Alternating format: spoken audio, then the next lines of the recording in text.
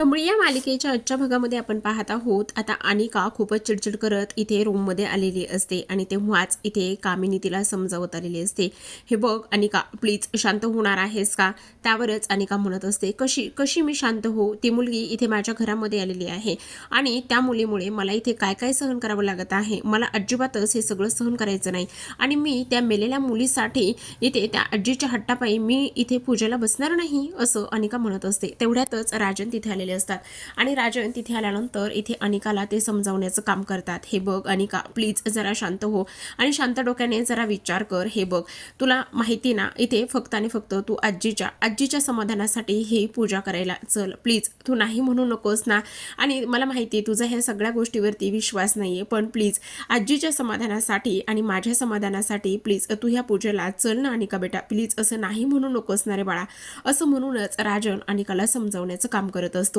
तेवढ्यातच आता कामिनी म्हणत असते, राजन मी काय म्हणते, तू जा बाहेर, मी तिला समजावते आणि ती येईन पूजेसाठी.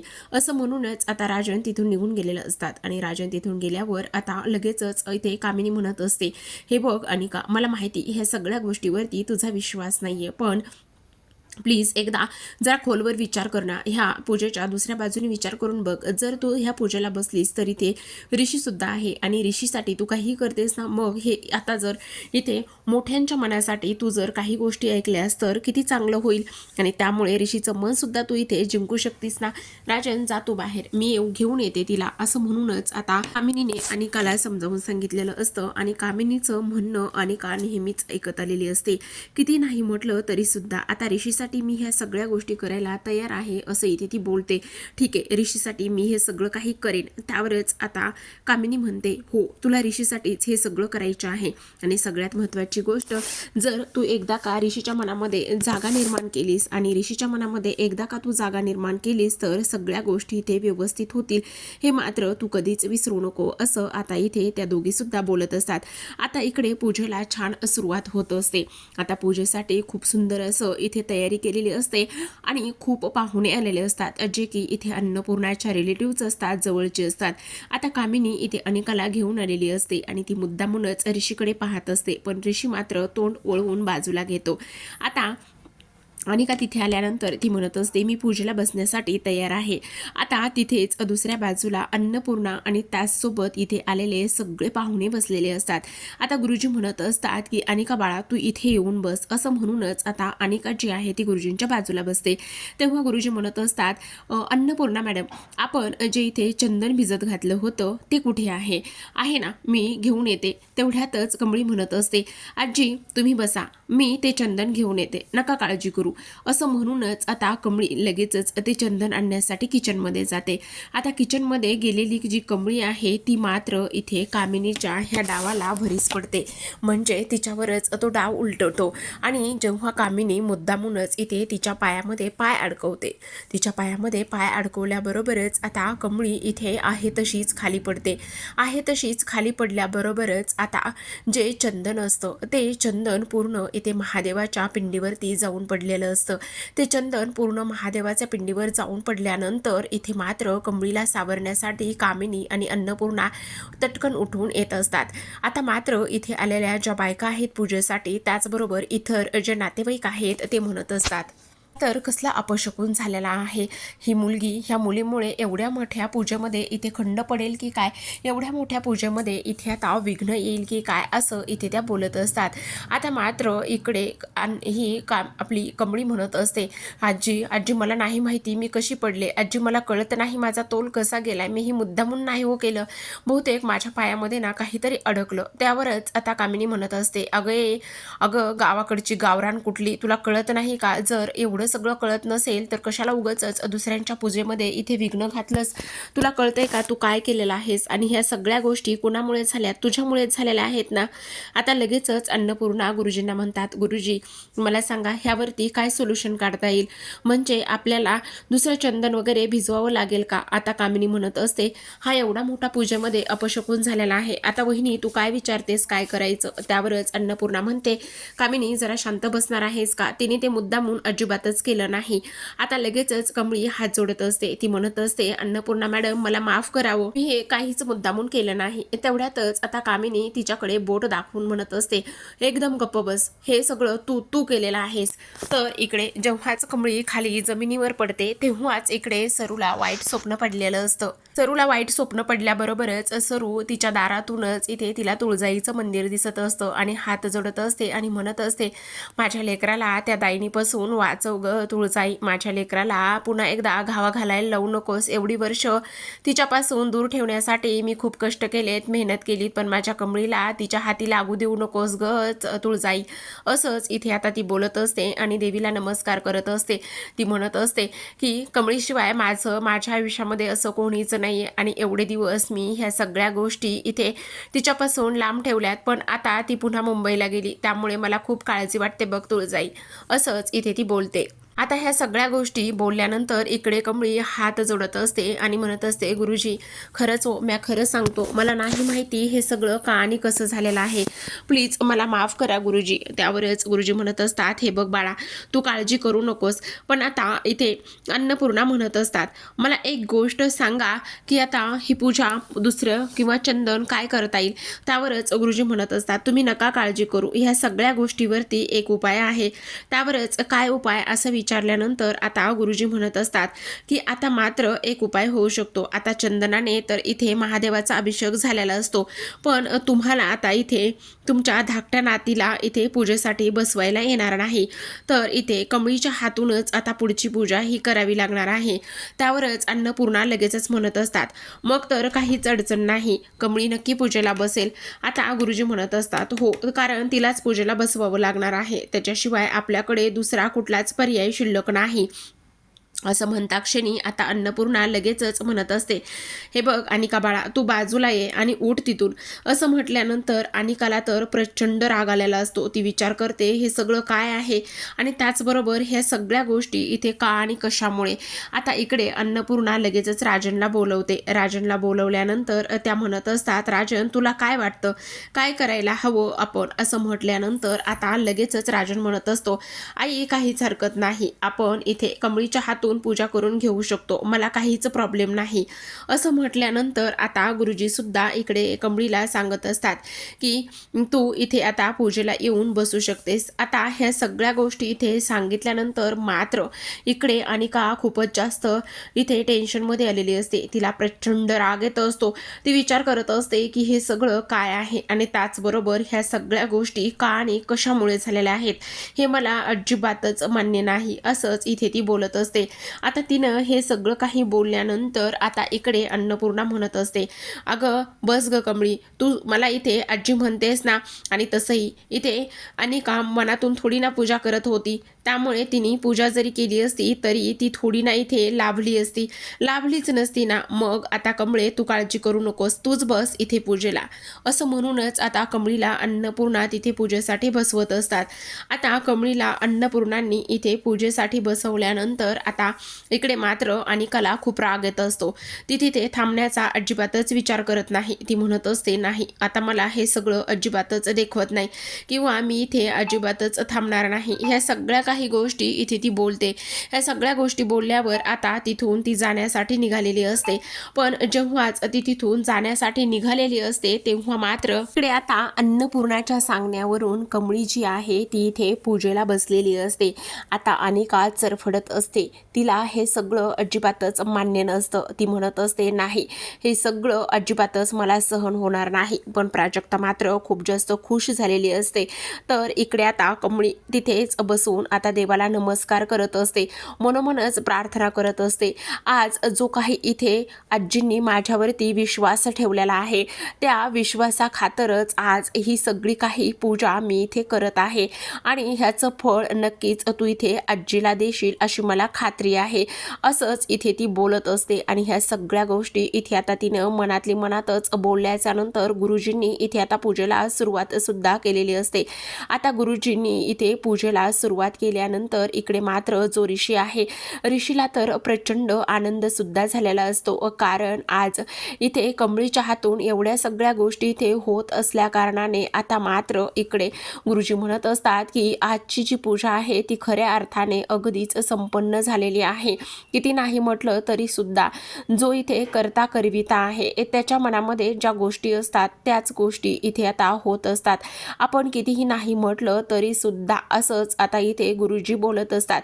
इकडे मात्र आता सगळ्यात महत्त्वाची गोष्ट झालेली असते, जी अनिका आहे, अनिका तिथून निघून जात असते. आणि लगेचच आता इथे गुरुजींनी सांगितलेले असते की आता ही पूजा तेव्हाच सफल होईल जेव्हा इथे छोटी जी तुमची नात आहे ती नात इथे ह्या मुलीचे पाय धुवेल.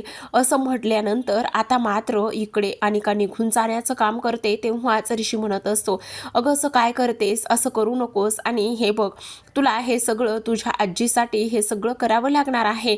आणि तू हे जर सगळं केलंस तर इथे तुला आनंदच मिळणार आहे ना. मी म्हणतो म्हणून तरी तू हे सगळं कर, असं आता ऋषी बोलत असतो. आता ऋषीने ह्या सगळ्या गोष्टी बोलल्यामुळेच आता अनिका जी आहे, अनिका तिथे थांबलेली असते. आणि अनिकाने शेवटी आता इथे कमळीचे जे पाय आहेत ते इथे धुतलेले असतात. आता कमळीचे पाय धुतल्यानंतर इकडे मात्र कमळीला टेन्शन आलेलं असतं. आता जी अनिका आहे, अनिका ह्या सगळ्या गोष्टीचा वचपा कसा काढेल आणि कसा नाही ह्यामुळे तिला थोडंसं टेन्शन येतं. तर इकडे आता दुसऱ्या बाजूला अनिका तरीसुद्धा तिथून निघून गेलेली असते. अनिका तिथून निघून गेल्यानंतर आता लगेचच कामिनी तिच्या मागे मागे जात असते. कारण अनिकाला आता टेन्शन आलेलं असतं की ह्या सगळ्या गोष्टी अशा पद्धतीने झालेल्या आहेत म्हणून. आता कमळीने पूजा ही संपन्न केलेली असते. कमळीची पूजा संपन्न झाल्यानंतर आता इकडे मात्र कमळी सगळ्यांचा आशीर्वाद घेत असते. कमळीने सगळ्यांचा आशीर्वाद घेतल्यानंतर आता इथे जी काही कमळी आहे ती गुरुजींच्या सुद्धा पाया पडते.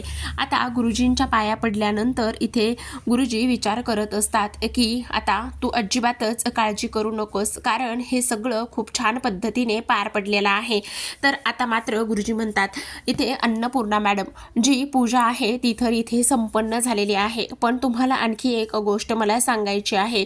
आणि ती आणखी एक गोष्ट म्हणजेच की इथे आता तुम्ही जी काही कमळी आहे, कमळीलाच आता इथे तिच्या हातानेच इथे लाडवाचा प्रसाद बनवायला लावा. आणि तिच्या हाताने लाडवाचा प्रसाद बनवल्यानंतर इथे तोच आता इथे तुम्ही पूजेसाठी वापरू शकता, असं इथे सांगितलेलं असतं. आता ह्या सगळ्या गोष्टी इथे सांगितल्यानंतर आता अन्नपूर्णा कमळीला म्हणत असते, काय ग कमळे, तुला इथे लाडवाचा प्रसाद बनवता येतोय का? त्यावरच आता कमळी म्हणत असते, हो आजी, मला लाडवाचा प्रसाद छान बनवता येतो, तुम्ही नका काळजी करू. असं म्हणूनच आता कमळी जी आहे ती इथे लाडवाचा प्रसाद बनवणार असते. तर आता मात्र इकडे अन्नपूर्णा ज्या आहेत त्या खूपच जास्त खुश झालेल्या असतात. कारण आता त्यांना असं वाटत असतं की पूजा तर इथे छान पद्धतीने पार पडलेली आहे. आणि पूजा छान पद्धतीने पार पडलेली असल्या कारणाने आता इथे गुरुजींनी सांगितलं त्याच पद्धतीने सगळ्या गोष्टी इथे होत असतात. आता इकडे अनिकाला समजवण्यासाठी पुन्हा एकदा इकडे कामिनी जी आहे ती इथे गेलेली असते. आणि कामिनी म्हणत असते, हे बघ अनिका, जरा तू शहाणी हो आणि एवढा डोक्यामध्ये राग घालून घेणं हे अजिबातच चांगलं नाही आहे. समजलं तुला? तू एवढा डोक्यामध्ये राग का आणि कशामुळे घालून घेतेस हेच मला इथे कळत नाही. जरा डोकं शांत ठेव. आणि त्याचबरोबर ती बाहेरून आलेली मुलगी आहे आणि बाहेरून आलेली मुलगी जर इथे आपल्या घरामध्ये येऊन एवढ्या सगळ्या गोष्टी करत असेल तर तुला थोडासा विचार करायला हवा ना. तू प्रत्येक गोष्टीचा इथे डोक्यामध्ये का आणि कशामुळे राग घालून घेतेस मला कळतच नाही बरं. असं म्हटल्यानंतर आता इकडे मात्र लगेचच जी काही आपली कमळी आहे ती कमळी इथे प्रसाद बनवण्यासाठी गेलेली असते. आता ती प्रसाद बनवायला गेल्यानंतर इकडे मात्र जे काही ऋषी आहे, ऋषी तिथे आलेला असतो. ऋषी तिथे आल्यानंतर तो तिला म्हणत असतो, हे बघ, असा गॅस ऑन करायचा, इथे सगळी भांडी आहेत, हे असं करायचं, हे तसं करायचं, ह्या सगळ्या गोष्टी इथे आता ते म्हणत असतात. तेवढ्यातच आता इकडे सगळ्यात महत्त्वाची एक गोष्ट झालेली असते. इकडे कमळी म्हणत असते, हा सगळा काय प्रकार आहे आणि त्याचबरोबर हे सगळं तुम्ही मला का सांगत आहात? आणि त्याचबरोबर मी तुम्हाला कितीदा सांगितलेलं आहे की प्लीज उगाचच माझ्या मागे मागे तुम्ही येत जाऊ नका आणि माझ्या मागे मागे उगाचच ह्या सगळ्या गोष्टी येऊन करत जाऊ नका.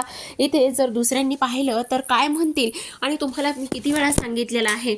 आणि तुम्हाला एक सांगू का, मला लाडू एकच नंबर आणि परफेक्ट बनवता येतात, पण हे तुम्हाला कधी कळणार आहे आणि कधी नाही मला कळतच नाही. तुम्हाला सांगू का सर, गावाकडे असताना मी असे लाडू कितीतरी वेळा बनवलेले आहेत. त्यामुळे आता तुम्ही उगाचच इथे मध्ये मध्ये करू नका. तेवढ्यातच आता इकडे गॅस ऑन केलेला असतो आणि गॅस ऑन केल्यावर आता कमळीने त्यामध्ये रवा घातलेला असतो आणि रव्याचे आज तिला प्रसादाकरिता छान असे लाडू बनवायचे असतात. इकडे मात्र तो म्हणत असतो, ठीक आहे बाई, काही सांगायला येत नाही, तुला जे करायचं आहे ना ते कर, असं म्हणूनच तिच्यासमोर हात जोडूनच तो तिथून निघून जात असतो. आता तो तरी तिथून निघून गेलेला असतो, पण इकडे मात्र सगळ्यात महत्त्वाची एक गोष्ट झालेली असते आणि ती म्हणजेच की इकडे सरू खूपच निराश झालेली असते. बंड्या तिथे येतो आणि बंड्या तिथे आल्यानंतर तो तिच्याशी बोलत असतो. तेव्हा सरू म्हणत असते, बंड्या, माझे एक काम करशील का? कमळी आणि इथे निंगीला भेटायला मुंबईला जाशील का आणि त्यांना मुंबईला जाऊन भेटशील का? तेव्हा तो म्हणत असतो, काय झालंय तुला मावशी, इथे कसलं स्वप्न वगैरे पडलंय का? त्यावरच ती म्हणत असते, हो मला खूप भयंकर स्वप्न पडलंय. तेव्हा तो म्हणतो, अगं मी कालच त्यांच्याशी फोनवर बोललोय, त्या ठीक आहे दोघी, पण तू नको काळजी करूस. पण इकडे मात्र सरू म्हणत असते, नाही, एकदा त्यांना डोळे भरून पाहिल्याशिवाय मला चैन पडणार नाही, तू जाना आणि त्यांना भेटून ये, असंच आता इथे ती त्याला रिक्वेस्ट करत असते. तर इकडे दुसऱ्या बाजूला कमळीचे ऑलमोस्ट लाडू हे बांधत होत आलेले असतात आणि तिने खूपच छान असे लाडू इथे बनवलेले असतात. पण प्रेक्षकांनो, सगळ्यात महत्त्वाची गोष्ट इथे झालेली असते. आता ह्या बनवलेल्या लाडवामध्ये इथे जी आपली कामिनी आहे, कामिनीने मात्र खूपच मोठा घातपात इथे केलेला असतो. इकडे कमळी लाडू बनवत असते, तर इकडे मात्र दुसऱ्या बाजूला जी आपली इथे आता तिची आई आहे म्हणजेच सरूला खूप जास्त इथे टेन्शन आलेलं असतं.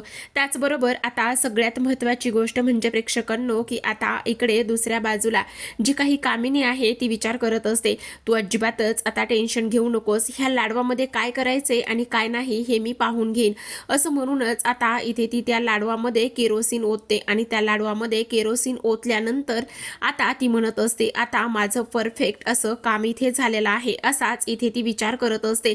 तर आता प्रेक्षकांनो, इथे ह्या सगळ्या गोष्टी तर या पद्धतीने झालेल्या असतात.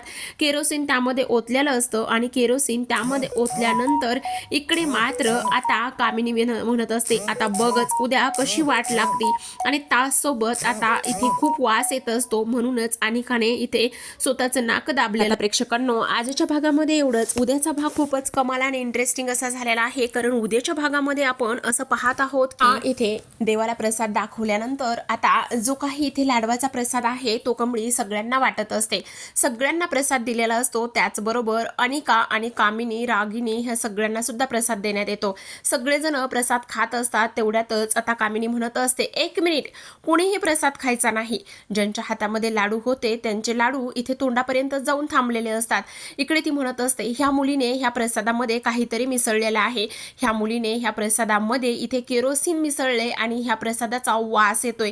आता इकडे अन्नपूर्णा म्हणत असते, अगे कामिनी, तुझ्या डोक्यावर पडलीस की काय तू, असं कसं बोलतेस काहीही. आणि तेव्हाच आता सगळ्यांनी प्रसाद खाल्लेला असतो, पण आता अनिका आणि कामिनीने प्रसाद खाल्ल्यानंतर त्यांना खूप त्रास होत असतो, उलट्या होत असतात. तेवढ्यातच आता इथे कमळी आलेली असते आणि ती म्हणत असते, काय मग कसं वाटतंय, बरं वाटतंय ना, त्रास होतोय ना, व्हायलाच पाहिजे, तुम्हाला काय वाटलं, तुम्ही काहीही कराल आणि मी शांत बसेल, त्यामुळे इथून पुढे ह्या कमळीचा वाटेला जायचं सुद्धा नाही, असं म्हणता क्षणी आता इकडे मात्र कामिनी जोरातच उठून उभी राहते आणि तिच्यावर हात उचलण्याचं काम करते. पण कमळी मात्र तिचा हात हवेतच पकडते आणि कामिनीला आणि अनिकाला चांगलाच धडा